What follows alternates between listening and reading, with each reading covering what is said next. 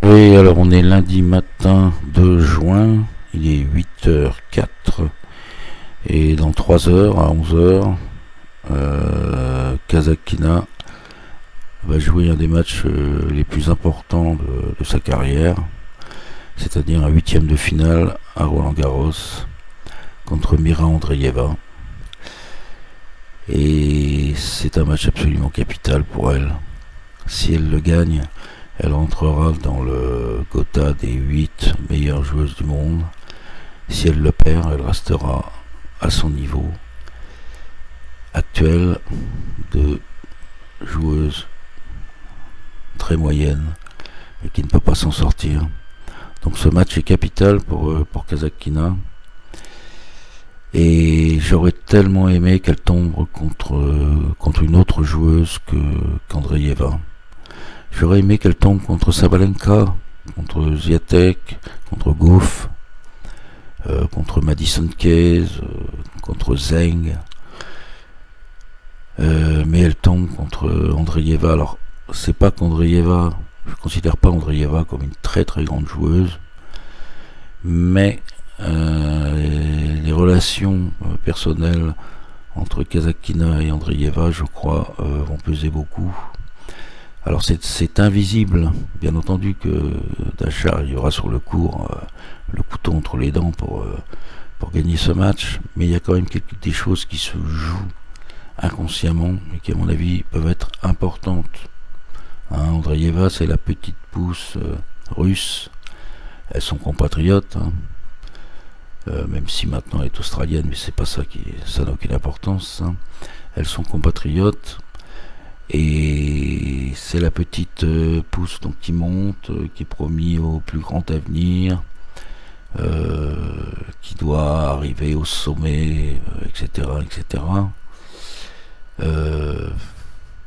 En octobre 2024, Dasha avait battu Andreeva en finale du tournoi de Ningbo. Elle l'avait battu 6-4 au troisième set, et la petite Andreeva était en pleurs à la remise des trophées parce qu'elle pensait gagner le match.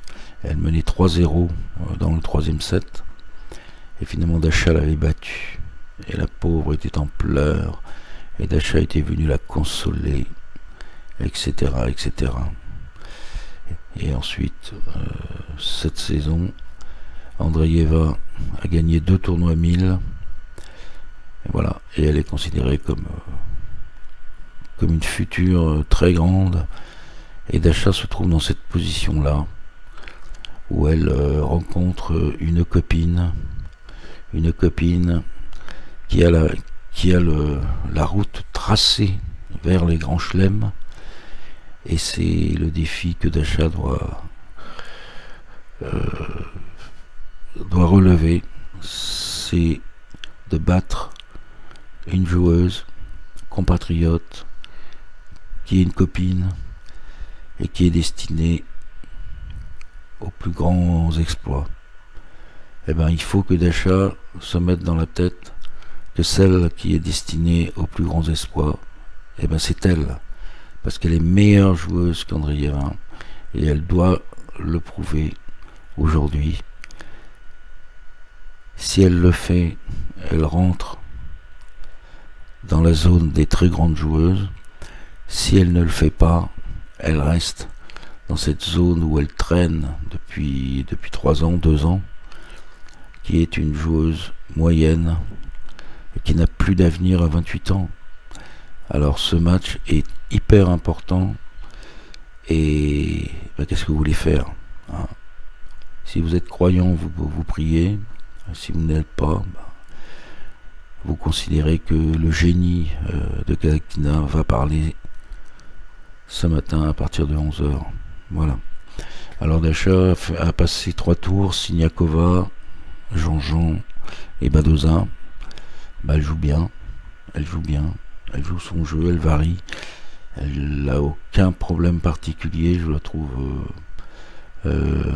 excellente, mais ça va se jouer.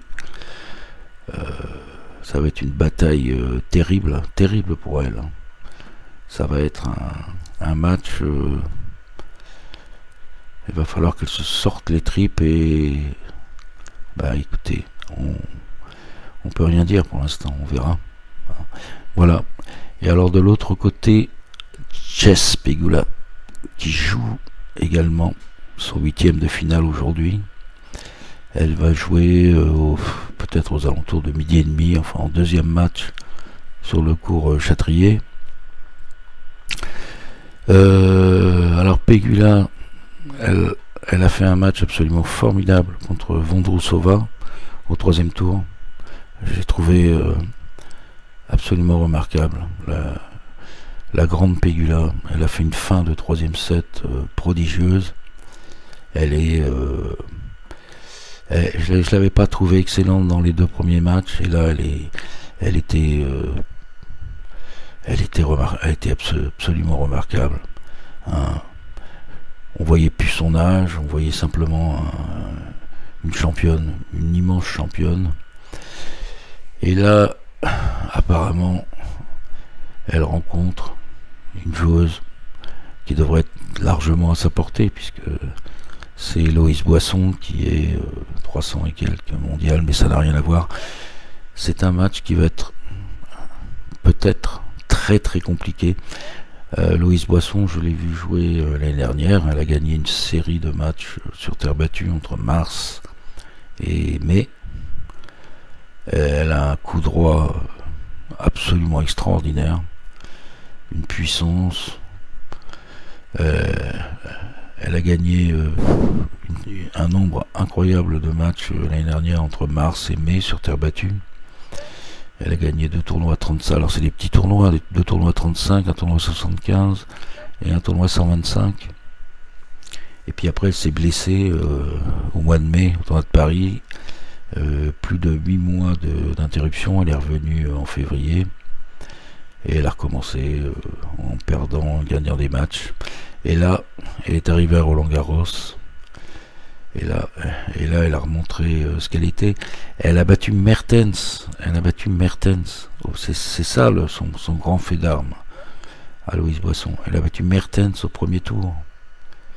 Mertens qui est une joueuse régulière, une expérience incroyable, qui ne perd pratiquement jamais contre des joueuses qui sont moins bien classées qu'elle, qui ne gagne rarement contre des joueuses mieux classées, mais qui ne perd jamais contre les joueuses qui sont moins bien classées qu'elle, et qui est toujours depuis des années et des années entre la 20e et la 30e place. Et ben, Loïs Boisson est arrivé avec sa puissance. Elle a démoli Mertens qui a quitté le terrain sans la tête basse, qui n'a montré aucun signe de frustration, et dans le match aucun signe de rébellion particulière. Alors Loïs Boisson, elle a un tennis qu'on pourrait qualifier de masculin. C'est atypique, ce genre de joueuse. Elle frappe comme un homme, quoi. C'est puissant, et alors ce qui était très étonnant, c'était l'année dernière, j'ai regardé ses matchs, elle avait ce coup droit qui est en plus d'une précision remarquable. Et l'année dernière, je regardais, elle n'avait pas de revers. Elle n'a pas de revers. Je sais. Alors cette année, je pense qu'elle a travaillé son revers.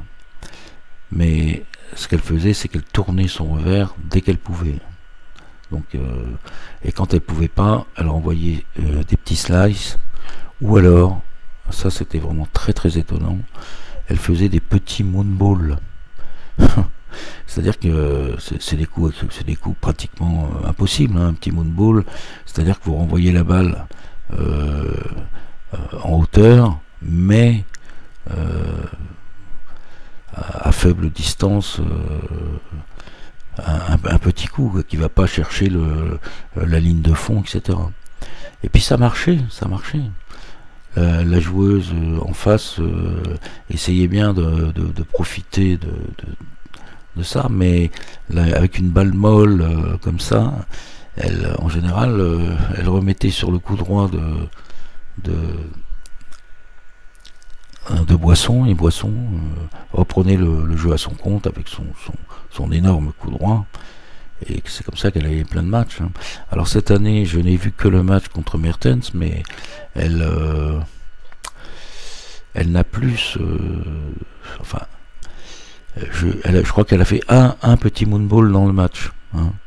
Le reste du temps, elle tourne toujours son revers, bien entendu, et elle fait des slices. Et par contre, je l'ai vu faire un coup droit à plat, ce qui prouve qu'elle peut le faire, et un coup droit gagnant, hein. Donc, je pense qu'elle a travaillé le revers. Elle est sans doute encore plus forte que l'année dernière. Bon, mais Pegula, je dirais, là on a vu d'autres, hein.